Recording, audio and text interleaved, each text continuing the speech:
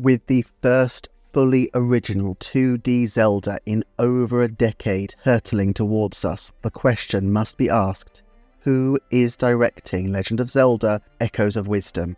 And besides Eiji Aonuma himself, who are the key figures in the game's development?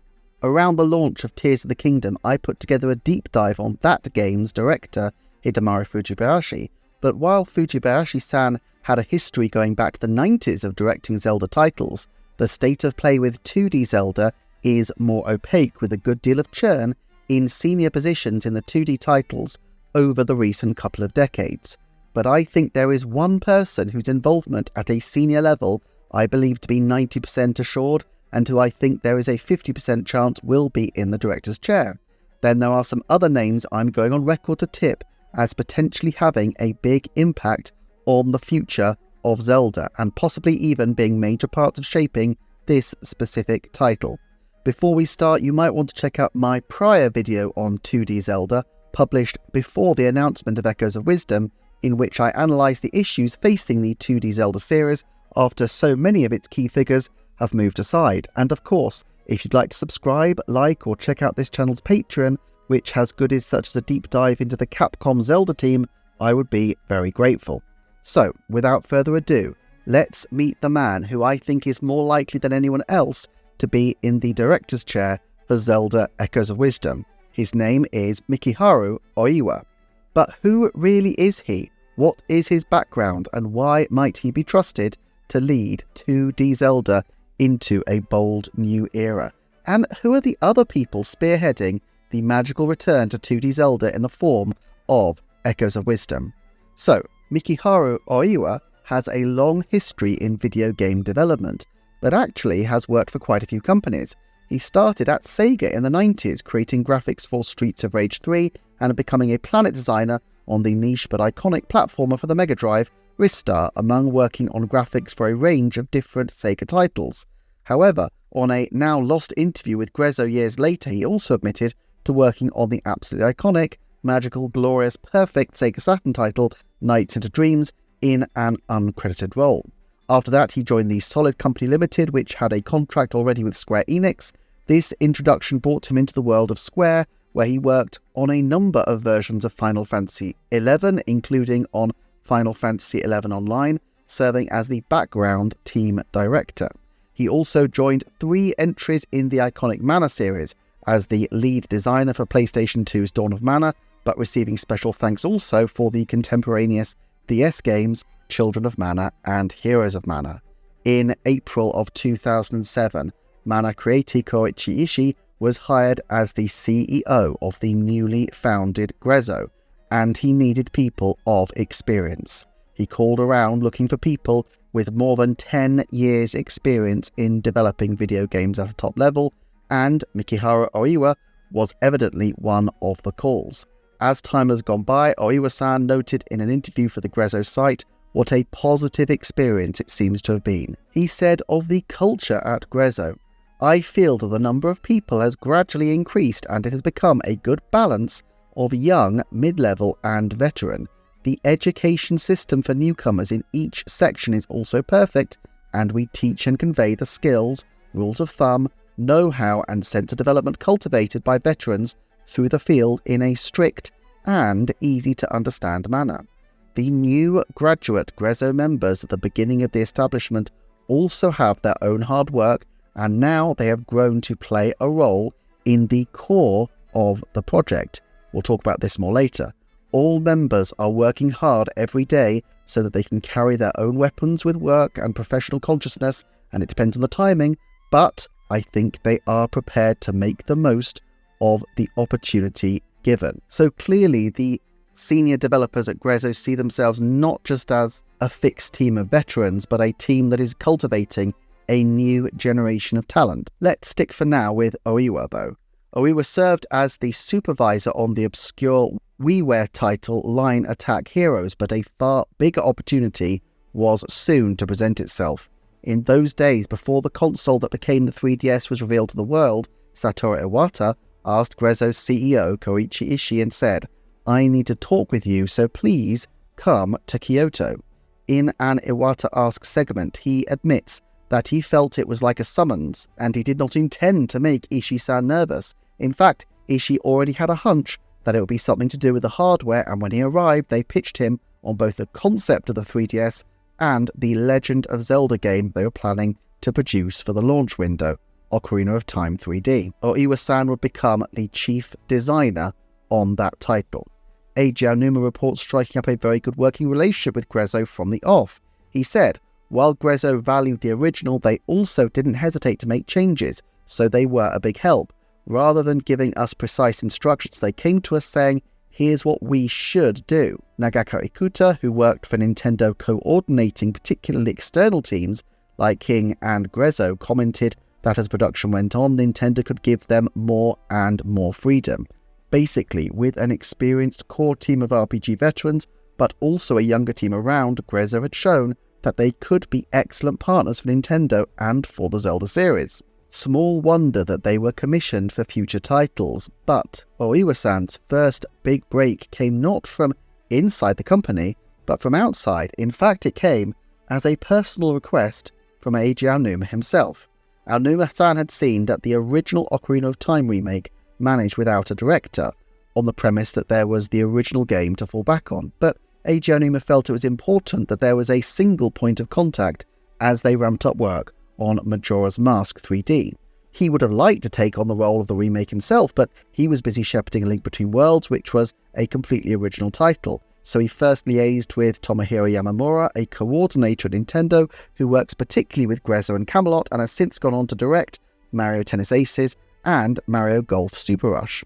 Yamamura said that he would like Grezzo to have a similar single point of contact. Ooiwa-san, with his years of experience, was the obvious person to step into the void. During 2011, in the months after Ocarina of Time 3D released, the team began taking video of themselves playing through Majora's Mask in all sorts of different ways, ready to try to bring that remake to fruition. During the end of 2011, Ooiwa and his team presented their ideas to Eiji Aonuma for developing the game. For his part, Eiji Aonuma even gave them what he called his What in the World list, a list of confessions of what he considered to be poor pieces of game design that would need fixing in the remake. Ooiwa reflected to Satoru Iwata, I always felt like it was a challenge bestowed upon our team because of the trust and rapport we established when we worked on Ocarina of Time 3D.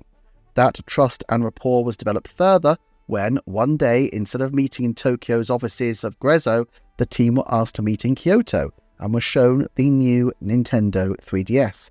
Ooiwa was surprised that they were immediately asked to incorporate a feature to spin the camera using the C-stick. This added extra complexity as the news of the system revision was highly confidential even within the Grezzo team, and so only a small number of people, such as the senior people within the development team, actually were able to work on the camera. And Grezzo weren't done yet. By the time Majora's Mask was shipped, work was ramping up on Triforce Heroes. By now, Grezzo had proved their work as creative collaborators, but they had yet to take the lead on a Zelda game themselves. Director Hiromasa Shikata, now the producer on titles like 1-2 Switch and its sequel Everybody 1-2 Switch, explained the split in responsibilities on that title as follows. Well, roughly speaking, Grezzo did most of the work on making the levels, creating the enemies, dealing with the user interface and so on, while Nintendo took care of programming the main game systems and laying out the level concept. Ooiwa also shares the way I recall it, it was the first time creating levels for quite a few of our staff, so Nintendo people came to Shibuya and agreed on how we wanted the levels to go and things like that. Later, we got a lot more free reign and, well, it was certainly a learning experience. It was a learning experience for both parties, in fact, as Shikata-san had never worked with an external company and was now directing a game which took him far away from his usual home base of Kyoto, something he described as a little stressful at first. He explained, at the office, I only need to turn around to see everyone I work with, but it felt like taking a little vacation every time I needed to go meet with the Grezzo folks. Ooiwa confirmed, it wasn't even just a case of simple geographical separation. We didn't want our hearts and minds to grow apart, so from the very start, we took pains to close the distance. For example, we made sure to hold a video conference every day, even when we didn't have anything specific to talk about. Given that Echoes of Wisdom must have at least started development during the pandemic, I suspect this experience was more useful than anyone could have predicted at the time. For his part, Mikihara Ooiwa went over to work on boss design for Triforce Heroes. Development on this title was not without pain for the creative genius, however, or at least, as he said, painful embarrassment. As he recounted, when he shared the names of bosses he developed for Triforce Heroes, the reactions were not what he thought.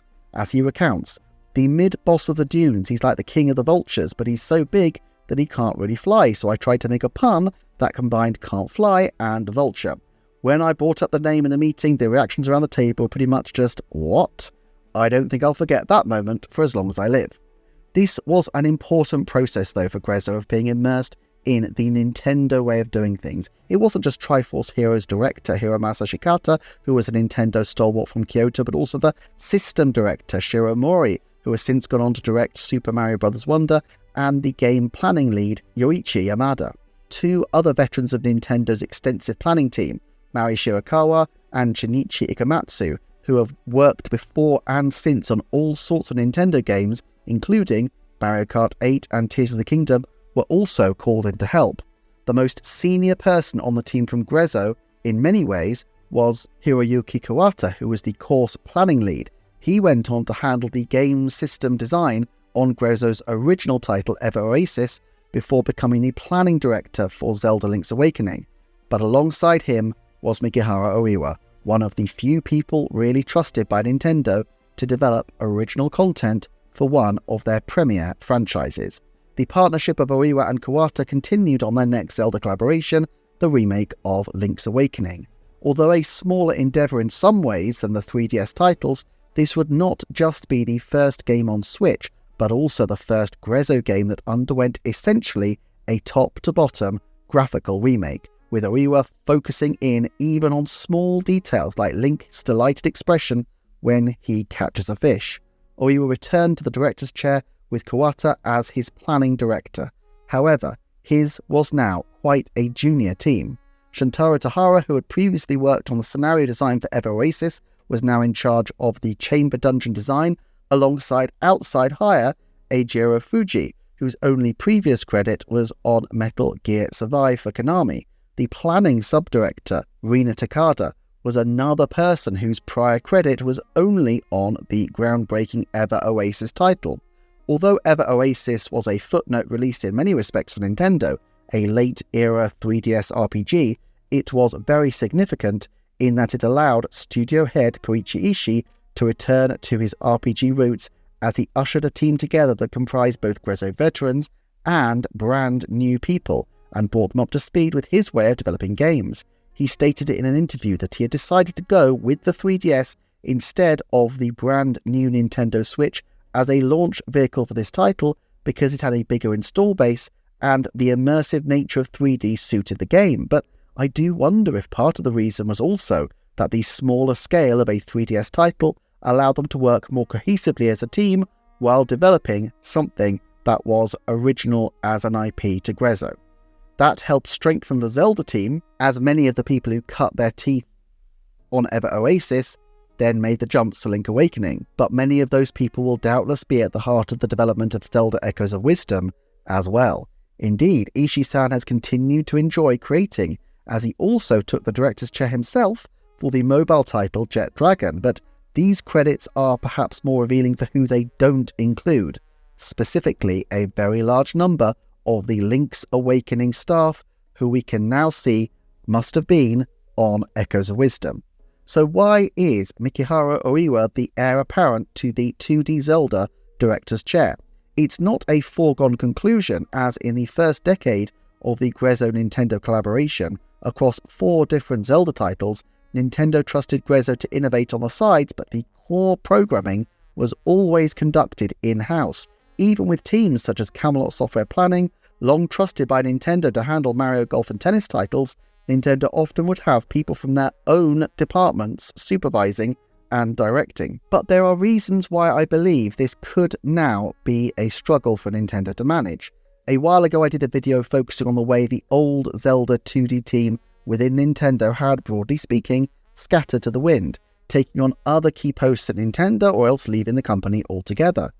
Eiji Aonuma, of course, would have an overall interest, and with the increasing independence that Tears of the Kingdom's director Hidemaru Fujibashi has been afforded, Eiji Aonuma may well have had a little more time than before to keep a weather eye on Grezzo, but Aonuma-san is a very senior figure at Nintendo and would not at this point in his career be expected to be responsible for the day-to-day shepherding even of such a significant and groundbreaking title as this one promises to be. And so the key figure, I would suggest, is likely to be taking on the 2D supervisory role under Aonuma's general guidance is Yoichi Yamada. Yamada-san is truly a Zelda veteran.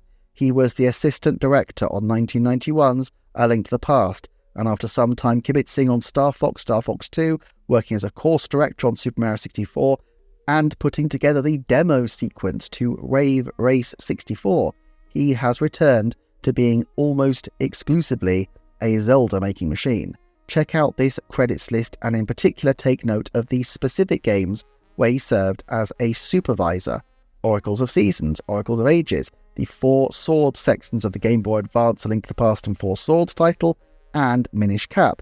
All of these were directed by Tears of the Kingdom wunderkind Hidemaru Fujibashi when he was over at Capcom.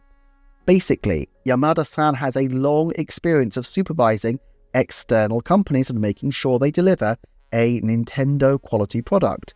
He also supervised the DS titles Phantom Hourglass and Spirit Tracks, and returned to supervising the original elements of Link's Awakening, which presumably included the gameplay mechanics of the chamber dungeons. Then he was also in the planning team for Skyward Sword, A Link Between Worlds, and Breath of the Wild. However, one curious thing stands out on this list. It's not a credit that he has, but a credit that he doesn't have. He did not work at all on Tears of the Kingdom. Now, this could mean that he has left Nintendo and is swanning off into the sunset, but having only just turned 60, it seems unlikely he would walk away from a long and successful career at Nintendo this late in the day. He could have been promoted away from Zelda. After all, he has spent time on Pikmin and Luigi's Mansion, but the vast majority of his time is Zelda-bound, and with a movie coming up, perhaps he has other responsibilities taking him away from Tears of the Kingdom. To me, though, the most likely option by far is that he remains working with Nintendo's Zelda team at EPD3, but he was too busy working on something else to pay attention to Tears of the Kingdom. And why? Well, surely because he was devoting his full-time efforts to Echoes of Wisdom. In some respects, therefore, he seems the obvious candidate to be the director, or at least the co-director of the new game. He is a Nintendo stalwart, and Nintendo likes to have their own people heading up production of their original games. But just as he helped to keep the young Hidemaru Fujibashi on track during the Capcom era, just as he was the man standing behind Daiki Iwamoto on the DS Zelda titles, I suspect he will retain the more high-level supervisory role, with the person in the director's chair instead being an experienced Zelda director, the director of 2 prior Zeldas, and a man with deep RPG experience and beyond, a man who was one of Koichi Ishii's first phone calls when Grezzo was getting off the ground, a man who filled Eiji Aonuma's request for a singular point of contact back on the Majora's Mask 3D development. I think at this point there is a 50% likelihood of Mikiharu Ooiwa being the director or co-director of Zelda Echoes of Wisdom, although still a 30% chance of Yoichi Yamada, and it can't be ruled out that Nintendo could look to skip a generation and offer someone much younger the nod. Despite being a company that values craftsmanship and long experience, there is a history at Nintendo of younger people being parachuted into the director's chair at a relatively young age. Kosuke Yabuki was not yet 30 when he had the tap on the shoulder for Mario Kart 7. Hidemaru Fujibashi was not yet 30 when Oracles of Ages and Oracles of Seasons actually released, while the Super Mario 3D World director Kenta Motakura was also quite young when he took the spot on the 2013 title, and indeed when he took on the director's chair fully in his own right for 2017 Super Mario Odyssey. And that's why I think there is a 30% chance that someone else besides these two has taken the nod.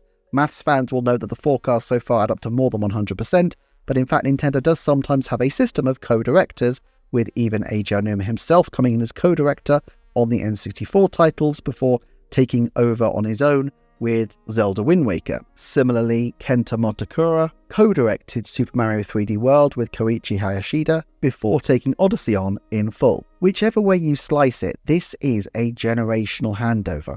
either handing full control of original flavour 2D Zelda to Grezzo after years where they have been supporting or remaking but never tackling anything wholly new, or handing over the reins to a new supervisory team within Nintendo itself. In many ways it would make sense. Mario Kart and Super Mario are to some extent future-proofed by the fact that Yabuki-san and Motokura-san respectively are so young. It doesn't stop them from moving into more senior roles later on, but even as they do, the company will retain that depth of experience from the heart of production on those Mario Kart and 3D Mario titles, and it's likely that even 10, 20, maybe 30 years from now, Nintendo developers will still be able to call upon their wisdom. Kit and Krista recently revealed that even after his supposed retirement, they would still receive communication and hear about consultations taking place with Tatsumi Kimishima, the venerable former Nintendo president who took the role on temporarily between the death of Satoru Iwata and passing the torch to the new generation in Shuntaro Furukawa. This shows an incredible dedication from Nintendo to keep their wisest heads around, and a tremendous loyalty from these long-term staff members not to just disappear off into the sunset. If Nintendo could make a decisive generational leap at this point and find a developer in their 30s, it could set up 2D Zelda for a very bright future indeed. Trusting Grezzo to actually take the lead on projects, a latitude not even afforded consistently to partners as long-standing as Intelligent Systems and Camelot Software Planning, would be a big step, but it seems that Link's Awakening began not with the intention to create a remake, but with the idea of the chamber dungeons, with a decision to bolt this onto a Link's Awakening game emerging only later once Eiji Aonuma realised that the 2D Zelda game with similar small-sized rooms that would best fit this kind of plan of modular approaches to dungeon creation was actually Link's Awakening itself. In other words, the plan seems to have already been to trust Grezzo with more responsibility with a chamber dungeon game, and the concept of Link's Awakening came later. Now, to be fair, it may always have been that Link's Awakening was going to be a remake with chamber dungeons, it just wasn't necessarily going to be the Game Boy game that it was adapting. It could have been A Link to the Past or even the original NES Zelda. But it still shows a level of confidence in Grezzo, as did their expanding involvement in Triforce Heroes. There may also be a logic if they do decide to go for a generational break to opt for a female director. This is the first Zelda title to actually have a female lead, and in the case of Princess Peach Showtime, Nintendo did have a female assistant director in Erika Tsukahara, even though the director and producer was the more experienced Etsunobu Abisu. Also, from Nintendo's point of view, as I posited in my separate video on Nintendo's 2024 strategy, there does seem to be a deliberate move to capture the female audience, with games like Another Code, Princess Peach Showtime, and Echoes of Wisdom being female-led. Finally, there is a government pressure to bring women into more senior positions, with the 2016 legislation in Japan called the Act on the Promotion of Women's Participation and Advancement in the Workplace. This puts a statutory duty on Nintendo as an employer of more than 300 people to monitor and report on women's numbers and circumstances and reflect on the results. As far as I can tell, Grezzo would not be bound by these strictures, being a smaller company, being required only to, and I quote from Japanese law translation, endeavour to establish the General Employer's Action Plan pursuant to the Employer's Action Plan formulation guidelines. So there's a soft pressure for them to do the same, but it doesn't appear to be legally prescribed. All of which makes me think that the sub-director of Link's Awakening, Rina Takada, could be an outside shot at the director's chair. I put it at a 70% likelihood that she will at least be credited on the new title, given that she was on both Ever Oasis and Link's Awakening, but not on Grezzo's own project, Jet Dragon, or their recent Miitopia Switch port. Has she left the project? I think that's unlikely, given that her photograph still appears prominently on Grezzo's careers page, and Grezzo update their website relatively frequently, and in particular do quite a lot of recruitment. If anything, being able to tout the early career success of a young woman might be a great feather in their cap in the competitive market to secure top programming talent in Tokyo. So, if she's still at Grezzo but hasn't had a credit since 2019, one option is that she was working on other projects, perhaps one big project, perhaps a very big, echoey Zelda project, dare I say. Takada-san might be young and it would be a big jump up in terms of seniority.